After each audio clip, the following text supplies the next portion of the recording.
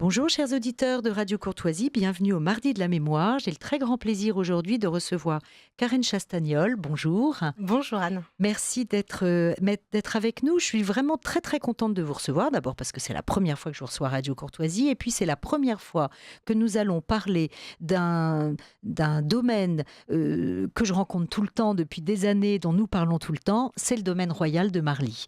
Vous en êtes le conservateur depuis 2 ans. Quelle chance!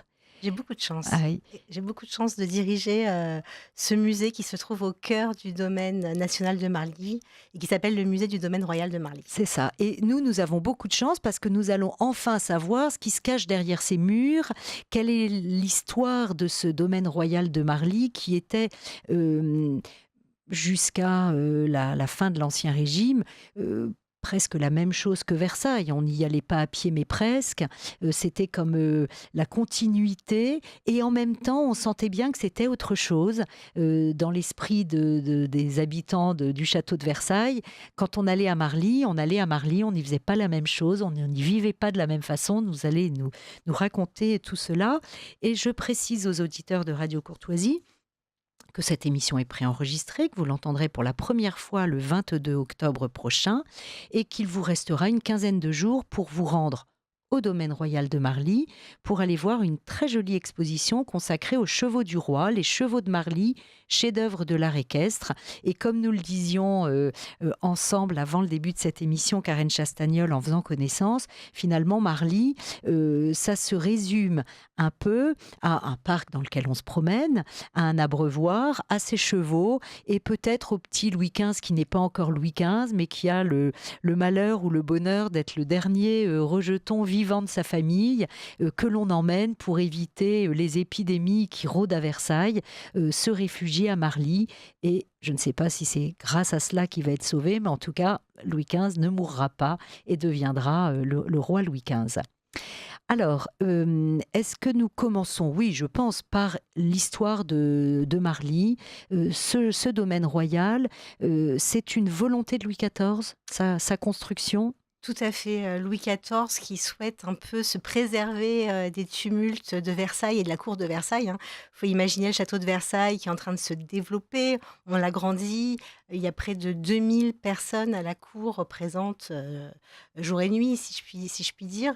Louis XIV souhaite, faire construire ce château de Marly à 7 kilomètres de Versailles. Il se trouve en fait à équidistance entre le château de Versailles et le château de Saint-Germain-en-Laye. Et ce château de Marly, c'est une petite demeure de plaisance, c'est la maison de campagne, c'est la maison où on se retrouve en famille avec quelques invités triés sur le volet et c'est très différent de Versailles. L'étiquette y est beaucoup plus souple, les activités sont vraiment de l'ordre du divertissement. On vient là pour chasser, on vient là aussi pour s'amuser. Il y a beaucoup de jeux qui sont organisés, dans le parc, des véritables jeux pour adultes avec, une très grande balançoire qu'on appelle l'escarpolette, avec un petit train qui est un peu genre grand 8 qu'on appelle la ramasse. Donc en fait les adultes, parce qu'il y a beaucoup plus d'adultes que d'enfants à Marly, hein, les adultes s'amusent beaucoup à Marly. Et ce château, il permet à Louis XIV de se recentrer, et de sortir un peu de l'agitation, de la cour versaillaise. Alors, il est conçu d'une façon, alors je ne sais pas si on peut la qualifier de novatrice parce que je n'ai pas d'éléments, moi, de comparaison comme vous devez en avoir vous. Je n'ai pas précisé aux auditeurs de Radio Courtoisie que vous étiez docteur en histoire de l'art.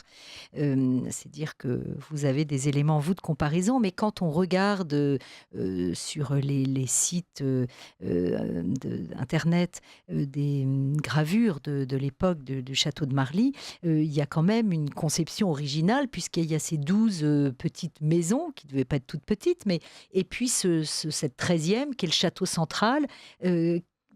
Ça a germé dans la tête de qui cette conception? Alors ça a germé dans la tête de Jules Hardouin-Mansart qui est l'architecte, qui a dessiné, Marly et ce château, vous avez raison Anne, il est tout à fait original puisque, il va un peu à l'encontre de ce qu'on a l'habitude de voir, de ces châteaux à la française, qui sont dans un plan, comment dire? Unique, on va dire. Ici, on choisit de faire un plan de choisir un plan éclaté. Il s'agit en fait, le château, il s'agit en fait d'un pavillon central qui est accompagné de ces 12 petits pavillons dédiés aux invités. Donc la famille royale habite le pavillon central, où il y a plusieurs appartements, et les invités, occupent les 12 petits pavillons qui correspondent chacun, à un mois de l'année. Comme si on était à l'annexe dans un hôtel. Exactement, les pavillons en question sont reliés entre eux par des treillages de végétation. Ça permet, d'être abrité et puis de circuler. Mais finalement, quand vous venez au domaine, parce qu'il faut venir vraiment voir sur place, le château a bien sûr disparu, au début du 19e siècle, mais je pense qu'on en parlera un peu plus tard. Que lorsque venez au domaine, vous voyez l'empreinte, en fait, du pavillon, central, et vous localisez aussi, où pouvaient se trouver les petits pavillons des invités. C'est très petit, Marly. En fait, quand vous vous trouvez sur les fondations du pavillon royal, vous avez vraiment l'impression d'être chez vous. Les dimensions, les proportions sont quand même assez Il y a une petites. emprise au sol en mètres carrés, qu'est-ce que ça fait à peu près? Alors, en mètres carrés, je ne sais pas exactement, on va dire que c'est à peu près 20 mètres, D'accord. 20 mètres, de largeur, et donc en fait, quand vous vous trouvez là, sur cette empreinte au sol, vous avez l'impression, j'exagère presque, mais presque d'être dans votre salon, quoi. Ah oui. Donc c'est Mais très curieux. on a un peu la même impression. Moi, je traverse souvent à pied le parc de Saint-Cloud. Alors c'est pas très, très, très bien matérialisé et un peu à l'abandon, je trouve, les marquages, des lieux. Mais c'est pas très grand non plus Saint-Cloud, hein. Tout à fait. On Quand on descend, ce qui maintenant est pas le tapis vert, mais enfin, et qu'on voit les marches et cetera sur Tout l'esplanade, à fait. enfin la terrasse, de Saint-Cloud, c'est pareil, hein, c'était pas des grandes proportions. C'est-à-dire que Versailles est tellement C'est ça. gigantesque. Mmh. Le Louvre, par exemple, aussi est très grand. Ouais. Alors on a peut-être moins l'habitude d'imaginer, Mmh. cette famille royale dans une petite maison de plaisance, mais c'est ce Oui. qu'était, Et effectivement alors, Marly. à Marly, quand, le roi est sur place, qu'il est dans sa partie centrale, on va dire, c'était fréquemment, utilisé les petites, maisons annexes, il y avait on pouvait recevoir combien d'invités, Alors au départ, les maisons annexes, donc les 12 petits pavillons d'invités, étaient prévus pour,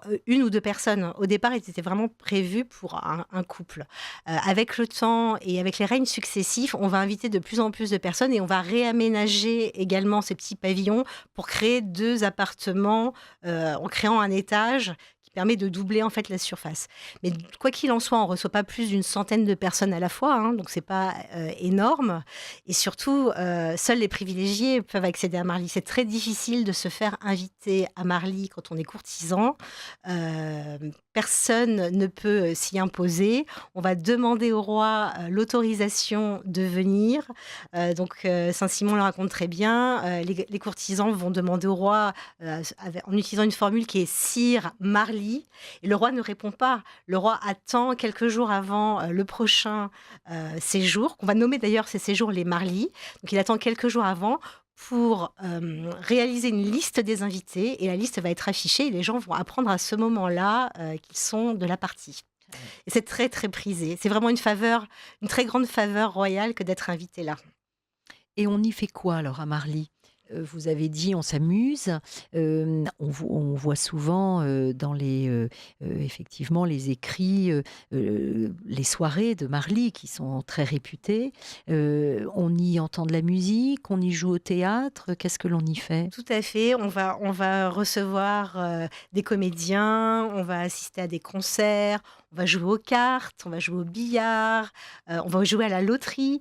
C'est très amusant d'imaginer la famille royale en train de jouer à la loterie avec des lots qui sont, des objets, tous plus raffinés les uns que les autres, et la famille royale de jouer à la marchande. C'est-à-dire qu'on va avoir des faux décors, de boutiques avec des objets, et on va distribuer les lots. Donc tout ce petit monde s'amuse beaucoup. On va beaucoup chasser également. On va se promener à cheval, on va se balader. La promenade, c'est aussi tout un rituel. Et la chasse occupe beaucoup, beaucoup de l'emploi du temps du roi. Louis XIV, va chasser, presque 3 fois par semaine. C'est très important, et c'est aussi une des raisons d'être de Marly, c'est qu'il est à côté, d'une forêt giboyeuse où les rois ont l'habitude, de chasser, hein. Alors, Karen Chastagnol, je rappelle aux auditeurs de Radio Courtoisie que vous êtes le conservateur du domaine royal de Marly et donc de son musée dont nous allons parler ensuite, puisque pour l'instant nous nous promenons avec vous dans un Marly vivant, dans un Marly où les rois ont l'habitude d'y faire des séjours. Louis XIV va donc confier, vous nous l'avez dit, la construction de ce château à Mansart. Il s'y rend. Est-ce qu'il s'y rend de plus en plus souvent? Quel est le Oui. rythme de sa présence à Marly? Alors ça peut aller d'une après-midi, voire même un déjeuner, à plusieurs jours, voire plusieurs semaines ou plusieurs mois à la fin du règne, hein. Il va y rester de plus en plus longtemps.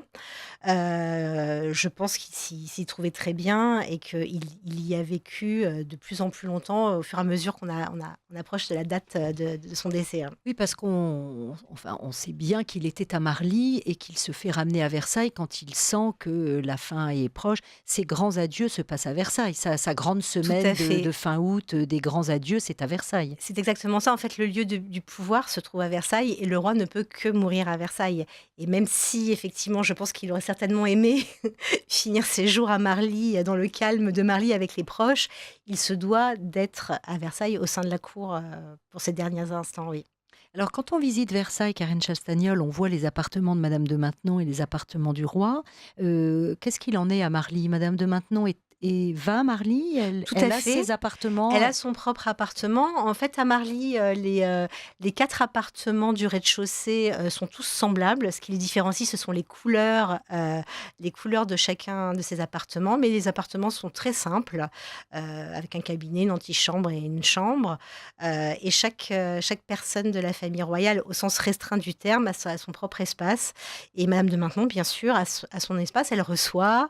Alors on a une gravure amusante au musée qui montre madame de Maintenon en train de jouer aux cartes, dans son appartement. On n'est pas sûr que madame de Maintenon jouait aux cartes, mais Elle en tout n'aimait cas pas normalement. À Versailles, elle n'aimait pas. en Peut-être tout qu'à cas, Marly, elle faisait autre chose. l'étiquette est beaucoup plus souple et C'est puis ça. parfois on se laisse emporter, par la joie, commune. Je ne sais pas.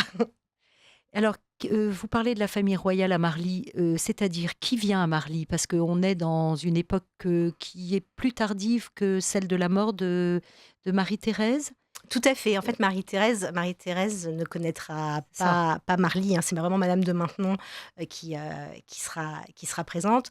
Malheureusement, Marly ne connaît pas que des heures heureuses parce que le roi va perdre une bonne partie, de sa famille et on pense aussi à la petite duchesse de Bourgogne qu'il aimait tant et pour qui il a beaucoup fait aussi pour l'amuser, on sentait qu'il avait aussi une imagination assez débordante pour créer, des jeux ou créer des jardins, créer des endroits qui puissent aussi amuser, cette petite duchesse, voilà. Oui, c'est très pardon de vous interrompre, mais dans l'année des 4 dauphins, où on vit, dans l'intimité d'un Louis XIV, qui est vraiment, dans son annus horribilis, hein, dont aurait parlé, la feu la reine d'Angleterre.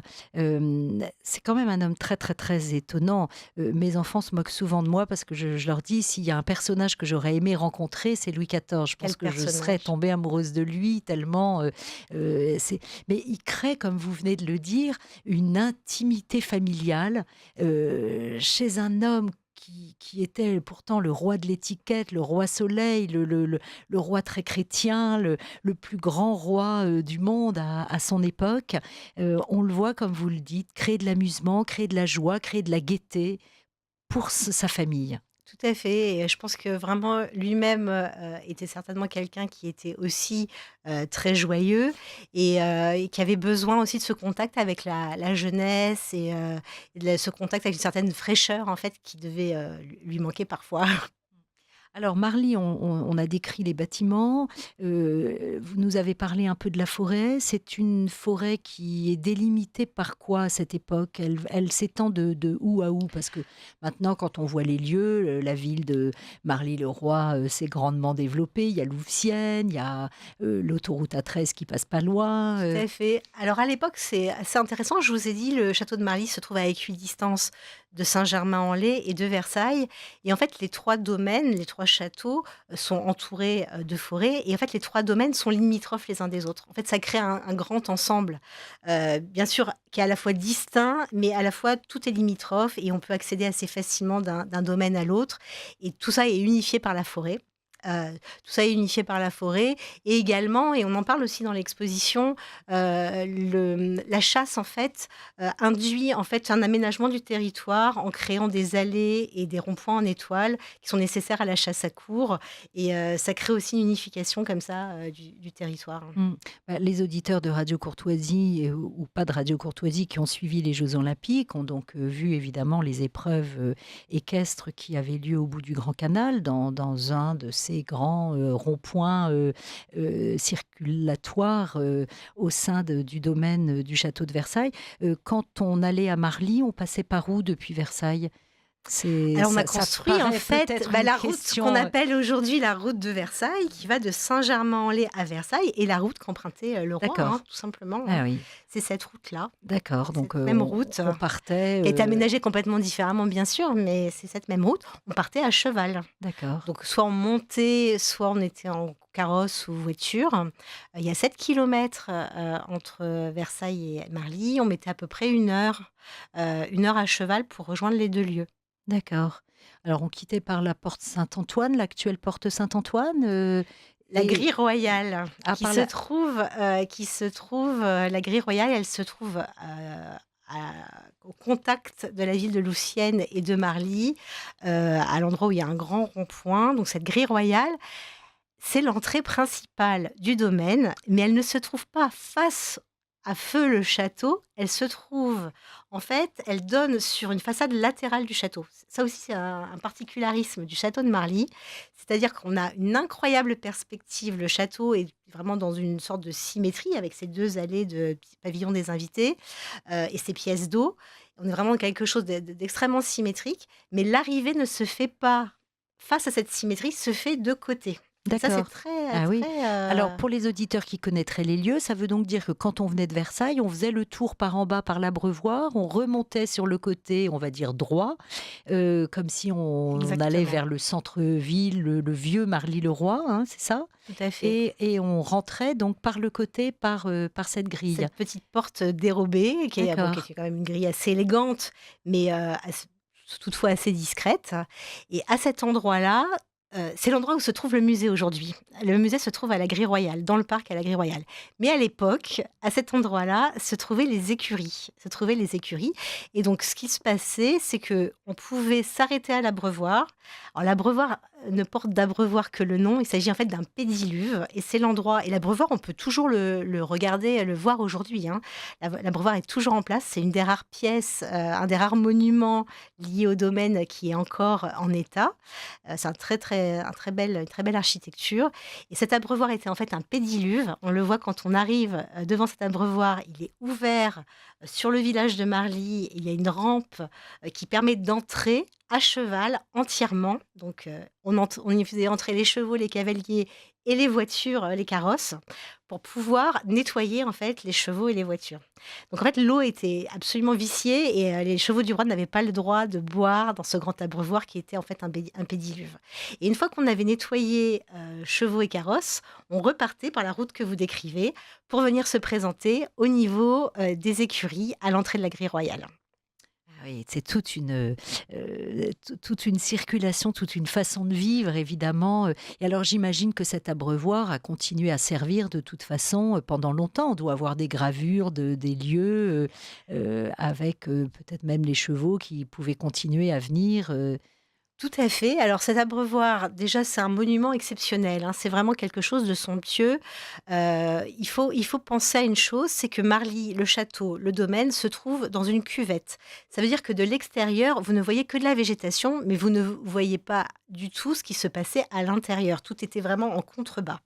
Ce qui veut dire que le visiteur extérieur, la seule chose à laquelle il avait accès, la seule chose qui était visible pour un visiteur extérieur, c'était ce magnifique abreuvoir. donc là, on n'a pas de jalousie à avoir avec les gens de l'époque de Louis XIV. On en aurait vous comme moi, nous n'aurions pas été invités à Marly, donc on aurait contemplé l'abreuvoir de la même façon. Exactement, on aurait contemplé l'abreuvoir qui, en fait, ne se trouve pas dans le domaine. Il se trouve à la limite du domaine, à l'extérieur, dans le village de Marly.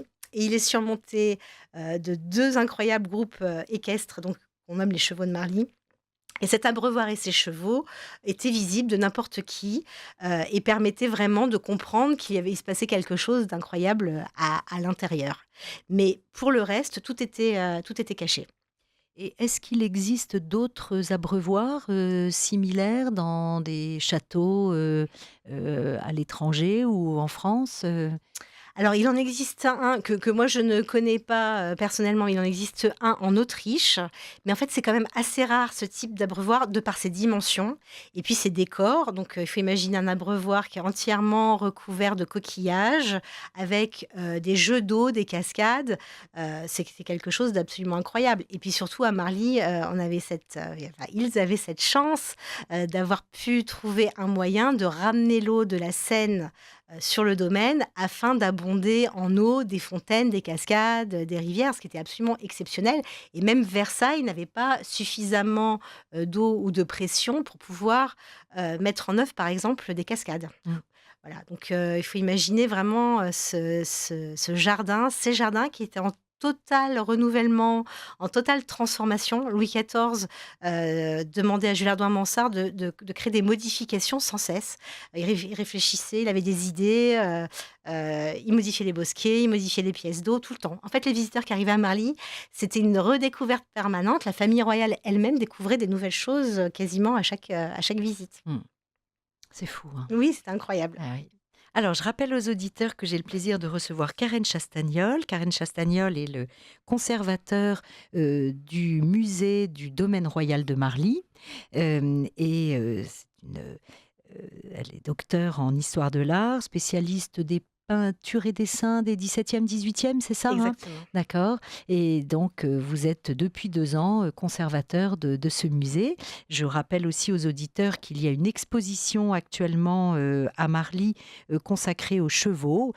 Peut-être un pendant de celle du château de Versailles, puisqu'à Versailles, il y a aussi une exposition, Chevaux en majesté qui se termine, je crois, elle également le 3 novembre. Voilà, nous sommes partenaires. J'imagine, et qui fait donc, écho, à ces magnifiques, épreuves, équestres, qui ont eu lieu au château de Versailles. Je dois reconnaître que, en dépit de tout ce que l'on peut, penser des Jeux olympiques, Paris a offert et Versailles ont offert, aux spectateurs du monde entier des sites exceptionnels. C'est vraiment, que ce soit le Grand Palais avec, ou que ce soit le Champ de Mars, le château de Versailles, enfin vraiment c'était extraordinaire, hein. C'était extraordinaire et je pense que Marly ferait un incroyable, cadre pour une manifestation de cette ampleur, Oui, bien sûr, oui. c'est vraiment il faut venir et il faut, lorsqu'on arrive à par la grille royale et qu'on arrive dans le domaine, il y a un moment comme ça et ça marche sur tout le monde, hein, un moment où on comprend pourquoi Louis XIV a choisi ce site spécifiquement. Il y a quelque chose qui se passe à cet endroit-là et on comprend pourquoi ici précisément. Alors on n'a pas donné beaucoup de dates, Karen Chastagnol. Une construction qui s'échelonne de quand à quand? Alors les travaux, ils débutent en 1676. Le premier véritable séjour, on va dire, c'est 1686, mais entre-temps, Louis XIV va venir quand même, de temps en temps, à Marly.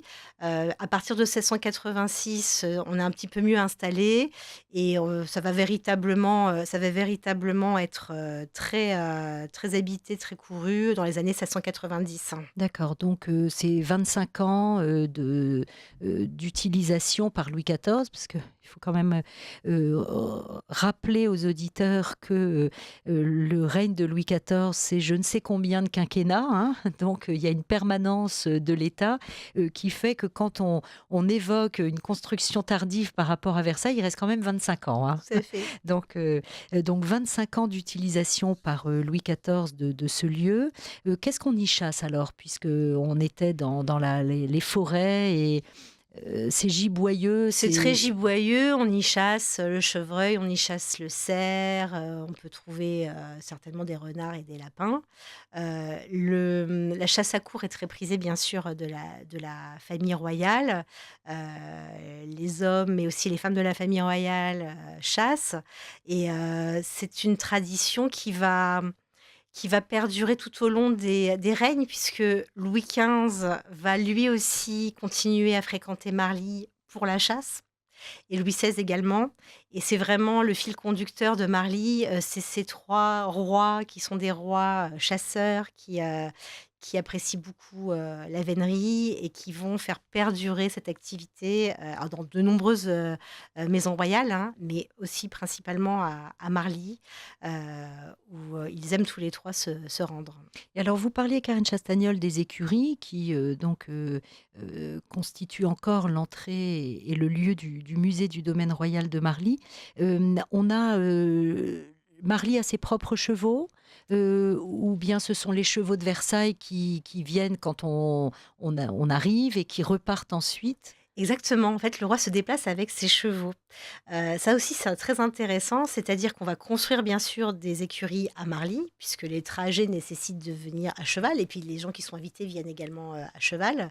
Mais ce sont principalement les chevaux, se trouvent à Versailles, qui viennent à Marly et qui repartent à Versailles. À Marly, dans les écuries royales, il y a à peu près 130 stalles, 130, box, et donc c'est quand même beaucoup, hein. Donc ça, c'est pour les écuries du roi, petites et grandes écuries. Donc les petites écuries qui sont, dédiées, aux chevaux de trait, et aux voitures et les grandes écuries qui sont dédiées aux chevaux de selle, les chevaux que l'on monte.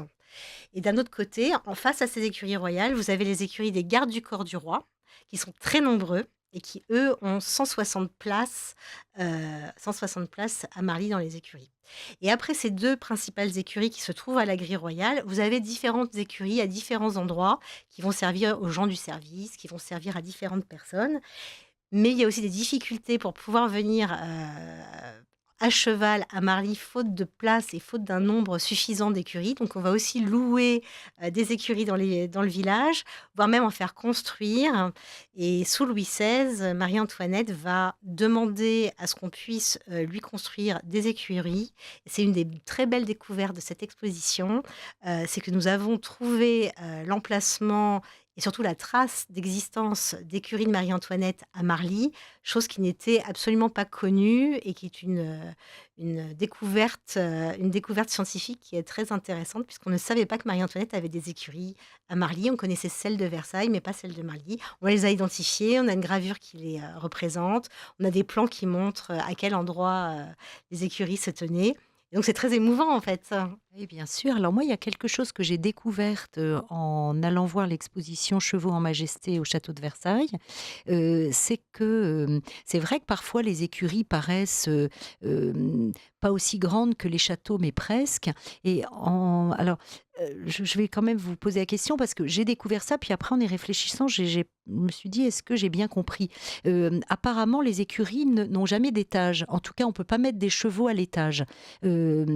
Pourtant, quand on regarde les petites et les grandes écuries de Versailles, il y a des étages, mais peut-être que c'était pour loger, le personnel, les palefreniers, mais pourquoi est-ce qu'on peut pas monter un cheval à l'étage, Alors, pourquoi on peut pas monter un cheval à l'étage? Je saurais pas vous dire, mais effectivement, les chevaux se trouvent, au toujours au rez-de-chaussée. rez-de-chaussée? Les écuries sont soit simples, comme c'est le cas à Marly, c'est-à-dire une seule rangée de stalles, soit doubles, comme à Versailles, avec une double rangée. Et en étage, on va mettre, le foin, on va mettre toutes sortes de choses, mais effectivement, les chevaux se trouvent au rez-de-chaussée. Après, je me suis demandé, pardon de vous interrompre, si c'était pas une question d'urine, qui faisait Très que, bonne très bonne idée, oui. l'urine du cheval dans le foin, abîme les planchers, et donc il faut que ce soit de la terre battue, C'est pertinent. oui, Oui, bon. j'avais pas vu ça comme ça, mais c'est tout à fait possible. C'est tout Mmh. à fait possible. Et là, ce qui est intéressant, en ce qui concerne Marly, c'est que autant les écuries de Versailles, donc les écuries qui se trouvent face au château, sont somptueuses, et sont véritablement là pour épater le visiteur, pour imposer leur majesté. À Marly, c'est exactement l'inverse. C'est-à-dire que les écuries à Marly, elles sont entièrement, occultées. Ce sont des bâtiments fonctionnels très neutres qui sont recouverts de treillage, de végétation et de palissades, d'arbres, et ces écuries, elles sont véritablement fonctionnelles et cachées dans le paysage pour pas gâcher justement cette fameuse vue, dont je vous parlais tout à l'heure. Bon, il faut dire que les écuries de Versailles font partie un peu comme l'Abreuvoir tout à l'heure. C'est quand même un peu, alors c'est entre guillemets un peu gâché actuellement puisque les voitures peuvent Parking. passer, il y a le parking, les cars, etc. Mais on sent bien qu'il y avait un ensemble et ça donnait de la majesté encore plus à l'ensemble du château de Versailles avec les écuries. Exactement, et c'est très juste ce que vous dites. La fonction des écuries de Versailles, cette fonction, d'apparat, on va dire, c'est le rôle que joue l'Abreuvoir à Marly. Voilà, c'est le pendant des écuries à Marly, c'est l'Abreuvoir qui joue ce rôle-là. Vous appréciez cette émission? Alors aidez Radio Courtoisie à en produire d'autres. Rendez-vous sur soutenir.radiocourtoisie.fr. Merci d'avance. Chers auditeurs de Radio Courtoisie, vous écoutez les Mardis de la Mémoire et j'ai le très grand plaisir de recevoir Karen Chastagnol, qui est le conservateur du musée du domaine royal de Marly depuis 2 ans. Je ne vous ai pas demandé où vous étiez avant, quel est le parcours d'un conservateur comme vous et d'un docteur en histoire de l'art comme vous l'êtes. Moi, j'ai un parcours un petit peu atypique. Donc j'ai soutenu une thèse en histoire de l'art, donc ça, c'est plutôt très classique pour un conservateur.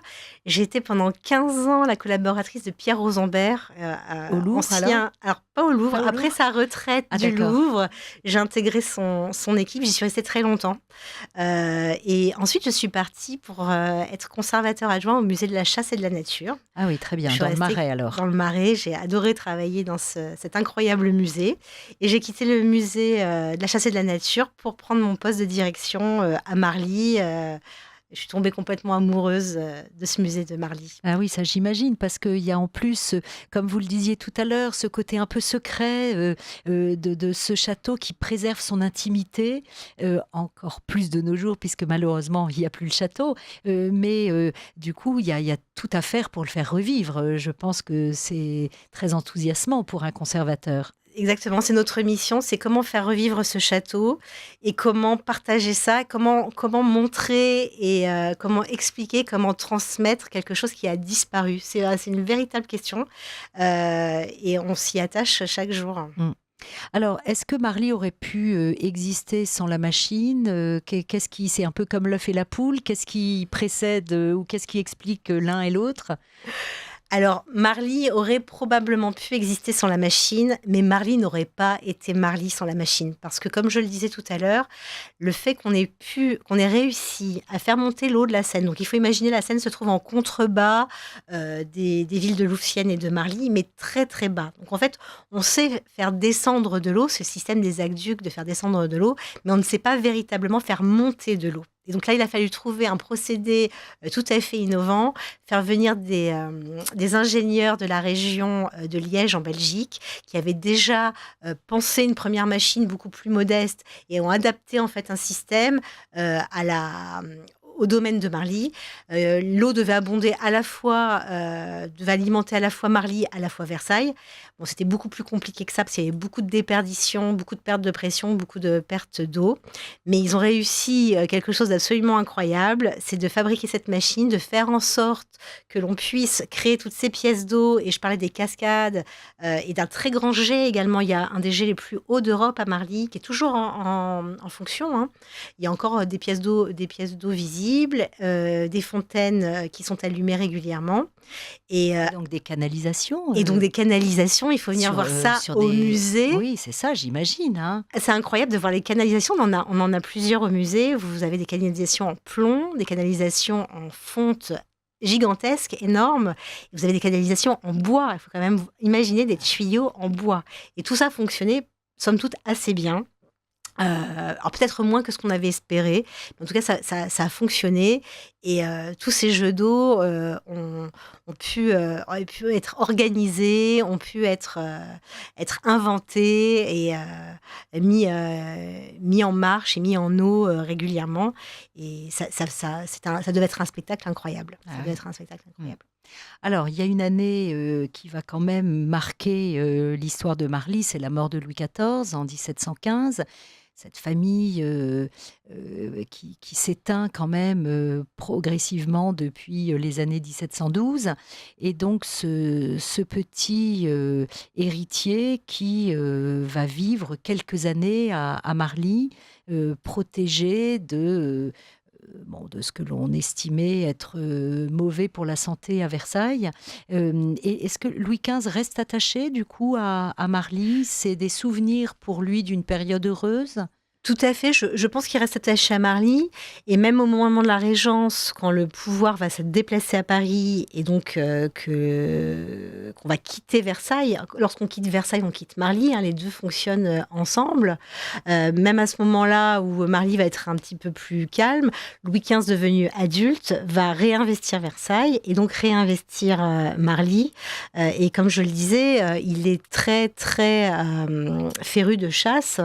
Il aime particulièrement chasser le cerf en forêt de Saint-Germain-en-Laye. Donc je le disais, la forêt de Saint-Germain-en-Laye est limitrophe aussi de l'ancien domaine de Marly.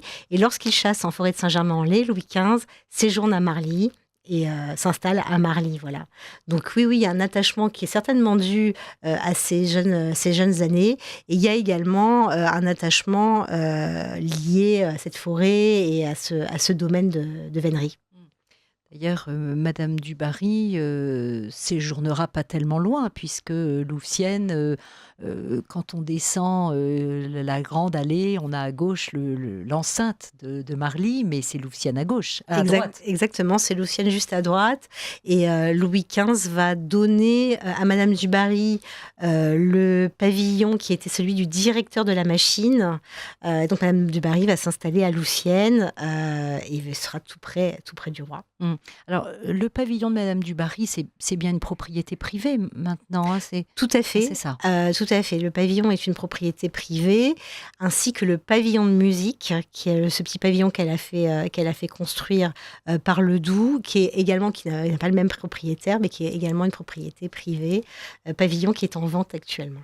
Ah oui. Bon, écoutez, c'est vrai qu'on se plairait à pouvoir se promener de l'un à l'autre et visiter tout cela, mais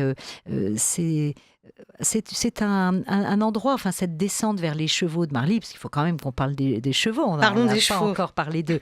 Mais ça reste très évocateur, je trouve. Hein. En plus, il y a la propriété du cœur volant sur la droite, qui quand même évoque toute la famille d'Orléans. Enfin, on est dans un endroit qui respire la France et la monarchie. Hein. Complètement. Et ces chevaux, tout comme l'abreuvoir, étaient là véritablement pour happer le regard des visiteurs, alors tant du domaine à l'intérieur que de ceux qui étaient à l'extérieur. Ils voyaient les chevaux surmonter l'abreuvoir. Les chevaux, c'est une très belle histoire, ces chevaux de Marly. Donc quand on parle des chevaux de Marly, on parle des chevaux qui ont été commandés par Louis XV à Guillaume Coustou. Mais l'histoire des chevaux de Marly, elle est avant, elle débute avant le règne de Louis XV, elle débute avec Louis XIV et elle débute avec le réaménagement de l'abreuvoir. Donc il y avait un premier abreuvoir, somme toute assez modeste. Louis XIV va demander à Jules Hardouin-Mansart d'agrandir cet abreuvoir qui est en fait un pédiluve, et va demander à Antoine Coisevaux, qui est un de ses grands sculpteurs, de créer 2 groupes équestres pour venir surmonter le dit abreuvoir. Donc Coisevaux va créer un groupe qu'on appelle la Renommée du Roi. Donc d'un côté, une renommée avec sa trompette et sa couronne de laurier, chevauchant Pégase, le cheval ailé, qui fait face à Mercure, donc une divinité gréco-romaine qui se trouve lui aussi chevauchant Pégase. Ce groupe-là va avoir beaucoup de succès, hein, les contemporains le disent, la Palatine aussi en témoigne en disant que c'est extraordinaire ces sculptures qui viennent comme ça. Et pardon de vous interrompre, Karen Oui. Chastagnol, mais nous les voyons, enfin, même si c'est plus tout à fait eux, mais nous les voyons depuis la route, donc depuis l'abreuvoir. Mais est-ce que le roi, ses invités, sa famille, les regardaient depuis le parc et depuis le château? Donc ils ont une double face C'est une très très bonne remarque. En fait, ces sculptures ont un sens. C'est-à-dire qu'elles se regardent d'un côté plutôt que d'un autre. Et le côté qu'on peut observer, c'est celui où on voit les figures, et là notamment la Renommée et Mercure, où on voit les figures qui se trouvent de face. C'est-à-dire que les chevaux et les figures sont sculptés de manière à ce que vous ayez les figures de face. Mais bien évidemment, ces figures de face se trouvent à l'intérieur du domaine. Ce D'accord. qui est donné à voir à l'extérieur, c'est l'arrière des chevaux. Donc effectivement, il y a tout un jeu, devant, derrière, heu, montré, caché. Et ce sont les quelques visiteurs du domaine qui peuvent véritablement voir la partie face de la sculpture. Ça va être la même chose quand, donc on va retirer ces chevaux pour aller, les placer sur la future place de la Concorde. On va poster les chevaux de Coisevaux, à l'entrée des Tuileries. Et donc ça va dénuder l'abreuvoir. Et quand Louis XV, le petit Louis XV, devient roi et vient réinvestir Marly, tout comme son aïeul Louis XIV, il va trouver que l'abreuvoir est nu, sans groupe sculpté, et il va demander à Guillaume Coustou, qui est le neveu d'Antoine Coisevaux, il va demander à Guillaume Coustou, à son tour, de créer 2 groupes sculptés, toujours des chevaux, mais alors cette fois-ci sur une thématique qui est très différente et avec un résultat qui est très différent. On est dans une autre époque, hein. Et Coustou, lui, va créer des chevaux cabrés, retenus par des palefreniers. Et les palefreniers en question sont des esclaves nus, donc qui tiennent des chevaux dans toute leur puissance. Et Coustou va chercher les spécimens les plus nobles et les races les plus nobles. Il va dessiner sur le vif des chevaux qu'on va lui apporter pour trouver la meilleure attitude, la meilleure position et trouver cette espèce de mouvement qui évoque beaucoup la liberté. Et de la même manière, ces chevaux retenus par des palefreniers, on ne les verra que de dos, de l'extérieur, et on découvrira les palefreniers, les retenants, seulement si on est à l'intérieur du domaine et qu'on est invité par le roi, même si le système des séjours et des Marly s'assouplit beaucoup avec le temps. Il y a de plus en plus de monde à Marly au fur et à mesure des règnes. Le domaine est de plus en plus ouvert, voire même ouvert au grand public. Et l'abreuvoir, qui lui est déjà ouvert sur l'extérieur, l'abreuvoir va même recevoir les enfants du village sous les règnes de Louis XV ou de Louis XVI, qui vont venir barboter dans l'abreuvoir comme si c'était une piscine les jours de grande chaleur. Alors ensuite, qu'est-ce qui devient donc de ces chevaux? Euh, Alors, les chevaux de Coustou sont très malmenés au moment de la Révolution. Il y a beaucoup d'actes de vandalisme. Marly est très peu protégée, en fait, au moment de la Révolution. Il y a pas de grands dégâts, mais les chevaux qui symbolisent véritablement la royauté vont être malmenés.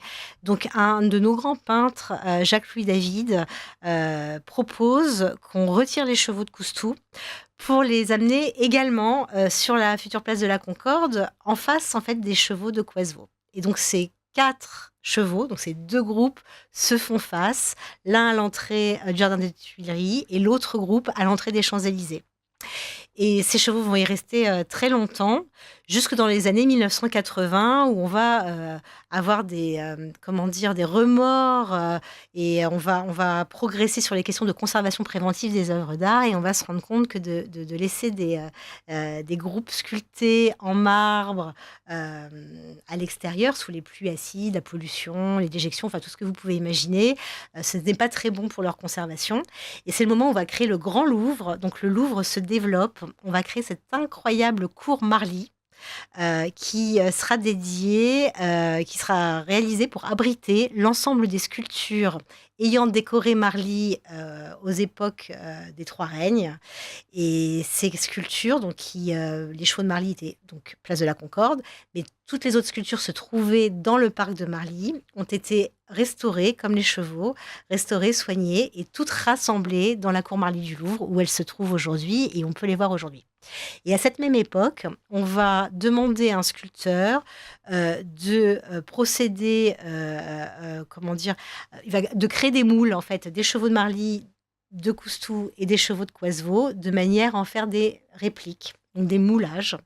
Et on va fabriquer 3 moulages des chevaux de Coisevaux et un moulage des chevaux. Pardon, je m'en mêle les pinceaux. 3 moulages des chevaux de Coustou, un moulage des chevaux de Coisevaux. Donc, le moulage des chevaux de Coisevaux va servir à venir remplacer les originaux sur la place de la Concorde. Un moulage des chevaux de Coustou va servir également à remplacer les originaux de la place de la Concorde. un moulage des chevaux de Coustou va venir orner l'abreuvoir du domaine de Marly, puisqu'il était à nouveau vide. C'est les moulages que nous montrons aujourd'hui dans le parc.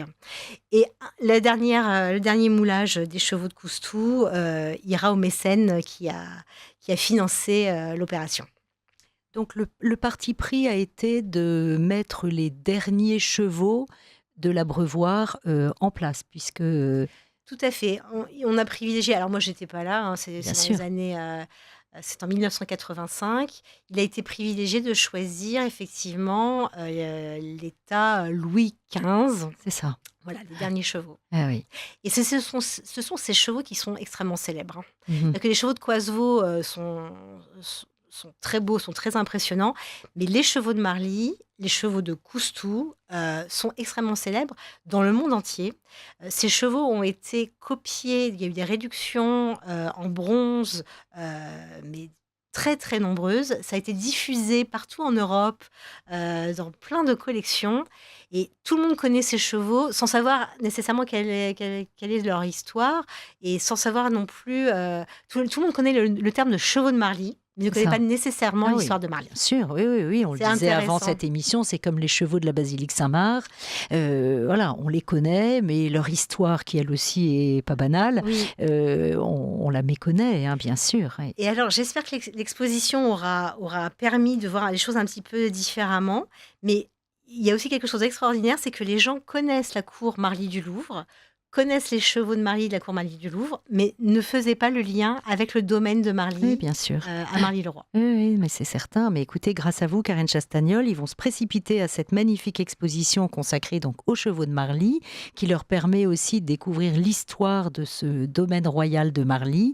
Exposition jusqu'au 3 novembre. Donc, chers auditeurs, vraiment, il faut vous y rendre avec des horaires, des infos pratiques qui sont Oui. lesquels? Alors, nous sommes ouverts du mercredi au dimanche, de 14h à 18h jusqu'au 1er novembre et à partir du 1er novembre jusqu'à 17h. D'accord, donc du mercredi au dimanche et retenez tous les après-midi. Voilà, pour que ce soit aux horaires d'après-midi en tout cas, pour que ce soit plus simple pour les auditeurs. Alors, Karine Chastagnol, le temps file malheureusement, mais donc Louis XVI, vous nous l'avez dit, se rend à Versailles. Il vient pour chasser. Marie-Antoinette y a ses écuries. Et puis survient la Révolution française. Quelle est la destinée de Marly? Malmené, vous nous l'avez dit, mais détruit quand? Alors en fait, Marly va véritablement survivre à la Révolution française. Sa destruction est postérieure à la Révolution et donc Marly va plutôt, même si bien sûr, on a très peu d'argent, comment dire? Sous Louis XVI, on a beaucoup moins d'argent pour pouvoir, continuer à entretenir, les jardins, le bâtiment. Mais Marly va très bien survivre, à cette époque-là et va survivre à la Révolution, même si, il va être vidé de son mobilier et de ses œuvres, comme la plupart des maisons royales. Et lorsque Marly va revenir en fait dans le domaine public, Marly va être vendu à un particulier et enfin, même à deux particuliers, mais c'est surtout le deuxième qui lui va acheter Marly pour y installer une filature, une fabrique de draps. Et ce monsieur, qui va s'installer, sur le domaine et dans les bâtiments du domaine, va connaître une faillite et c'est à cause de cette faillite financière qu'il va démanteler l'ensemble du bâti et qu'il va vendre quasiment, pierre par pierre. Alors c'est pas des pierres, c'est des moellons, mais il va y vendre morceau par morceau, le château et l'ensemble des communs. Donc ça, c'est quelque chose de très triste parce que finalement la révolution n'a pas détruit Marly, mais c'est plutôt le fait que ça sorte du domaine de l'État. Ce particulier avait d'abord proposé à Napoléon, le rachat du domaine. Napoléon n'avait pas souhaité donner suite et c'est une fois que le château, a été entièrement démembré que Napoléon va racheter le domaine de Marly pour préserver le parc. On rappelle que c'est un domaine de chasse, Napoléon lui-même est chasseur. Il va racheter le domaine, qui est dans un assez piteux état, hein, et donc le domaine va revenir dans l'escarcelle, de l'État. Heu, Voilà, donc c'est ça, l'histoire, elle est assez tragique, Eh hein. oui, bien sûr, mais alors, j'imagine que dans un château d'un domaine royal, on a des inventaires très précis, donc on sait ce qu'il y avait, dans ce château au moment de la Révolution française. Les œuvres, vous nous l'avez dit, ont été dispersées. Vous avez vous-même, un inventaire qui vous permet de savoir où sont les choses? Votre musée a pu en racheter, en présenter? Alors, on a beaucoup de chance. Le musée rassemble toute une partie des collections, que ce soit le mobilier, les tableaux, des sculptures, beaucoup de choses qui ont été présentes, dans le château et dans le domaine, sous les 3 règnes, donc le règne de Louis XIV, celui de Louis XV et celui de Louis XVI. Grâce déjà à des associations et notamment, l'association, du Vieux Marly qui a créé la première le noyau dur de la collection comment dire, créé par cette association qui a donné en fait la collection, heu, pour constituer le musée et grâce à des achats, des acquisitions et grâce à des dépôts de différents musées, on a pu reconstituer, heu, une partie, des collections, du domaine. Bien sûr, il y a encore beaucoup de choses dans des collections privées, dans des collections publiques. On essaye toujours d'acquérir de nouvelles choses, de demander des nouveaux dépôts. On est vraiment à l'affût, de tout objet ou tableau ou meuble qui pourrait venir rejoindre nos collections. C'est un travail qui est très intéressant.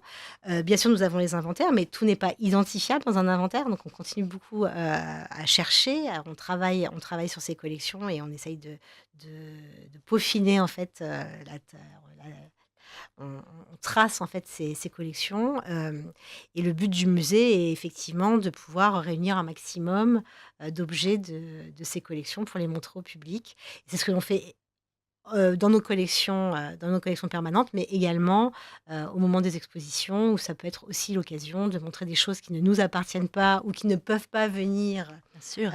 orner nos collections, Mais mais qui vous qui, sont prêtés nous ou sont qui vous sont prêtées. mises en dépôt, bien sûr. Alors, une question, Karine Chastagnol, inévitablement, parce qu'on entend quand même parler depuis longtemps de la reconstruction des Tuileries, de la reconstruction de Saint-Cloud, la reconstruction de Marly, ou alors, de façon plus éphémère, des grandes bâches, un décor éphémère qui nous représenterait, reconstituerait momentanément Marly.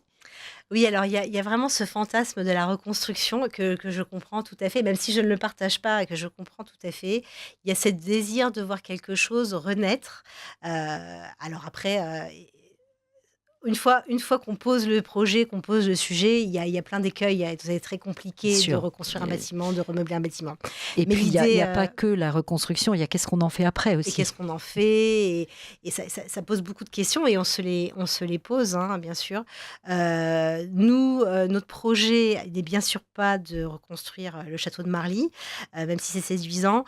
Mais en revanche, on croit beaucoup à la réalité augmentée et à la réalité virtuelle. Sûr. Donc, actuellement, on a une réalité virtuelle au musée, qui permet, de voir, les appartements du roi, un des pavillons des invités, une partie du parc à l'époque. Donc c'est déjà des petites touches comme ça qui permettent vraiment d'imaginer ce que ça pouvait être et on souhaite travailler sur une réalité augmentée. Alors la technologie n'est pas encore très au point pour ce qui concerne les extérieurs, mais l'idée d'une réalité augmentée dans le parc de Marly, ce serait de pouvoir voir surgir, les bâtiments qui ont été détruits. Eh Voilà oui. et ça, ce serait fantastique. Donc on y pense, on y travaille, mais quoi qu'il en soit, aujourd'hui, au sein des collections, il y a suffisamment, de maquettes, de vidéos, de dispositifs de médiation, la réalité virtuelle qui permet véritablement de se projeter et d'imaginer véritablement, à quoi ça pouvait ressembler et c'est déjà une approche qui est très proche de la réalité. Ouais, j'imagine, Voilà, oui. donc ça c'est vrai que ce musée, c'est pas seulement des œuvres anciennes, c'est très didactique. Mmh. Il y a beaucoup de dispositifs qui permettent de comprendre ce que c'est que cette machine de Marly, de comprendre c'est quoi ce château, c'est quoi ce domaine, ces jardins, voilà. Mmh. Vous nous avez enchanté, Karen Chastagnol, je n'en doutais pas. J'étais sûre que nous passerions une heure merveilleuse en votre compagnie. Je rappelle aux auditeurs que vous êtes le conservateur du musée du domaine royal de Marly. Je vous remercie beaucoup d'être venu aujourd'hui nous présenter à la fois ce domaine, votre métier de conservateur, et puis rappeler aux auditeurs que jusqu'au 3 novembre, ils peuvent venir pour voir l'exposition consacrée aux chevaux de Marly, mais de toute façon, après le 3 novembre, ils pourront visiter le musée et s'intéresser à ce merveilleux domaine de Marly. Donc la ville s'appelle Marly-le-Roi. C'était que le domaine de Marly, on disait pas Marly-le-Roi à l'époque. C'est devenu Marly-le-Roi à partir du moment où Louis XIV a racheté les terres en fait pour Ah oui, d'accord. construire Donc ce c'est très château. ancien en fait, Oui, cette tout à fait, appellation. tout à D'accord. fait. Un grand merci, Karen Merci, Chastagnol. Anne. Et chers auditeurs de Radio Courtoisie, à mardi prochain. Au revoir.